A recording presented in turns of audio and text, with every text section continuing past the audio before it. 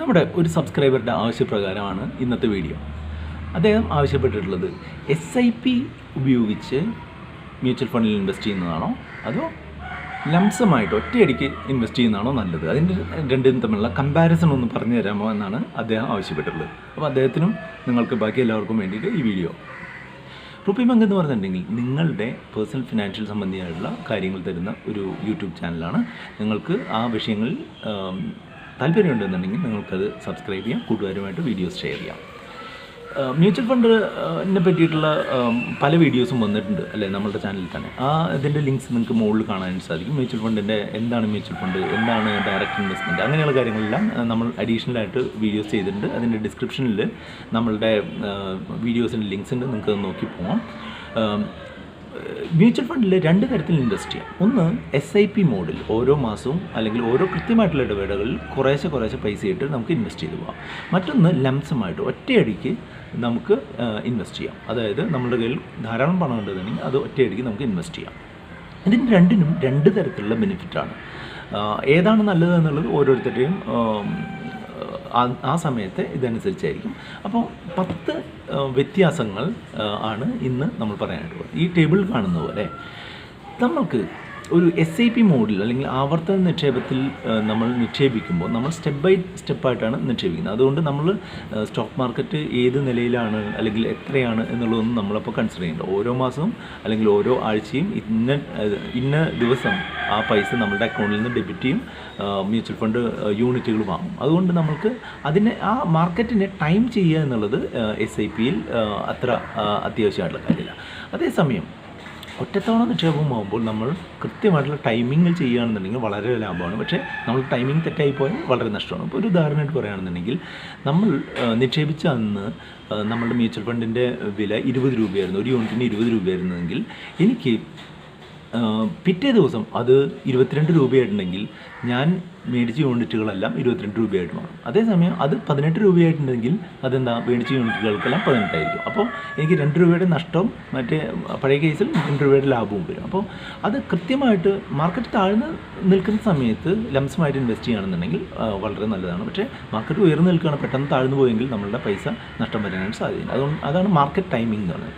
അടുത്തായിട്ട് പറയുമ്പോൾ നമ്മളുടെ മാർക്കറ്റ് തുടർച്ചയായിട്ട് ഇങ്ങനെ ഉയർന്നുകൊണ്ടിരിക്കുകയാണെന്ന് വിചാരിക്കുക. അങ്ങനെയാണെന്നുണ്ടെങ്കിൽ നമ്മളുടെ SIP മോഡ് അത്ര നല്ലതല്ല. കാരണം എന്താണെന്ന് വെച്ചാൽ നമുക്ക് ആദ്യമേ മൊത്തം പൈസ ഇൻവെസ്റ്റ് ചെയ്യുകയാണെന്നുണ്ടെങ്കിൽ നമുക്ക് എല്ലാ യൂണിറ്റിനും ചെറിയ എമൗണ്ട് കിട്ടും, ചെറിയ എമൗണ്ടിൽ എല്ലാ യൂണിറ്റുകളും കിട്ടും. അതേസമയം നമുക്ക് വലിയ എമൗണ്ട് അവസാനം നമുക്ക് വരികയും ചെയ്യും അല്ലേ.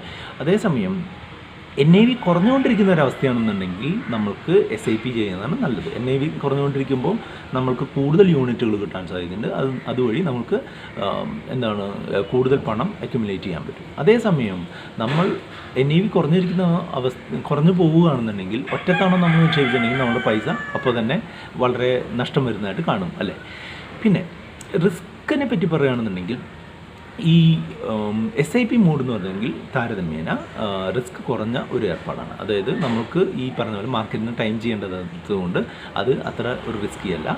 പക്ഷേ ഒറ്റത്തവണ നിക്ഷേപം അല്ലെങ്കിൽ ലംസം ഇൻവെസ്റ്റ്മെൻറ്റ് കുറച്ച് റിസ്ക്കിയാണ്. മാർക്കറ്റ് ഒരു ഇറാറ്റിക്കായിട്ടാണ് അല്ലെങ്കിൽ ചാഞ്ചാട്ടങ്ങളുള്ളൊരു മാർക്കറ്റാണെന്നുണ്ടെങ്കിൽ നമ്മളെ SIP മോഡ് വളരെ കുറച്ച് മാത്രമേ ബാധിക്കുന്നതായിട്ട് കണ്ടിട്ടുള്ളൂ.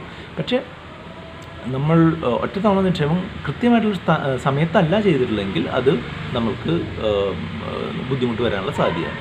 പിന്നെ മറ്റൊരു ഗുണം SIPയുടെ എന്താണെന്ന് വെച്ചാൽ നിങ്ങളിവിടെ കാണുന്ന പോലെ ഓട്ടോമാറ്റിക്കായിട്ടാണ് ഇതിൻ്റെ നിക്ഷേപം നടക്കുന്നത്. ഒരു തവണ നമ്മൾ അതിനൊരു ഇൻസ്ട്രക്ഷൻ കൊടുത്തു കഴിഞ്ഞിട്ടുണ്ടെങ്കിൽ ആ SIP ഓട്ടോമാറ്റിക്കായിട്ട് വരും. ഈ ഓട്ടോമാറ്റിക്കായിട്ട് SIP ഇൻവെസ്റ്റ് ചെയ്യുന്നതിനെ പറ്റിയുള്ള ഒരു വീഡിയോ മുകളിൽ കാണാം, അതുപോലെ ഡിസ്ക്രിപ്ഷനിലും കാണാം, നിങ്ങൾക്കത് ശ്രദ്ധിക്കാം. അതേസമയം ലംസമായിട്ടാണെന്നുണ്ടെങ്കിൽ നമുക്കിപ്പോൾ മൊത്തം പൈസ ഓരോ തവണ ഇടുമ്പോഴും നമ്മൾ സെപ്പറേറ്റ് ആയിട്ട് ഇട്ടുകൊണ്ടിരിക്കണം, അതല്ലെങ്കിൽ സെപ്പറേറ്റ് ആയിട്ട് അതിൽ ഇൻവെസ്റ്റ് ചെയ്തുകൊണ്ടിരിക്കണം. പിന്നെ ഒരു ഫ്ലെക്സിബിലിറ്റിയുടെ കാര്യത്തിൽ നമുക്ക് SIP ആണ് കൂടുതൽ ഫ്ലെക്സിബിളായിട്ട് കണ്ടിട്ടുള്ളത്. നമുക്ക് ആവശ്യമുള്ള സമയത്ത് നമുക്ക് മൊത്തം പണം ഉണ്ടാവണമെന്നില്ല. അതേസമയം തന്നെ നമ്മൾക്കത് കൃത്യമായിട്ടുള്ള ഇടവേളകളിൽ പോകുന്നതുകൊണ്ട് അത് ഗുണകരമാണ്. പിന്നെ മൊത്തത്തിൽ അനലൈസ് ചെയ്ത് കണ്ടിട്ടുള്ളത് എന്താണെന്ന് വെച്ചാൽ ഒരു ഇടത്തരം കാലയളവിലേക്ക് SIP നന്നായിരിക്കും. പക്ഷേ ഒരു ദീർഘകാലത്തേക്കുള്ള നിക്ഷേപത്തിലേക്കാണ് സാധാരണ ഒറ്റത്തവണ നിക്ഷേപം അല്ലെങ്കിൽ ലംസം ഇൻവെസ്റ്റ്മെൻറ്റ് നന്നായിട്ട് കണ്ടിട്ടുള്ളത്. ഇനി എൻ്റെ ഒരു വേർഡിക്റ്റ് എന്താണെന്ന് വെച്ചാൽ, അല്ലെങ്കിൽ എൻ്റെ ഒരു സജഷൻ എന്താണെന്ന് വെച്ചാൽ, ശമ്പള വരുമാനക്കാർ അല്ലെങ്കിൽ കൃത്യമായിട്ടുള്ള ഇടവേളകളിൽ പൈസ നമുക്ക് വരുന്ന ആൾക്കാരാണെന്നുണ്ടെങ്കിൽ ചെറിയ ചെറിയ എമൗണ്ടായിട്ട് SIP ചെയ്യുന്നതാണ് നല്ലത്.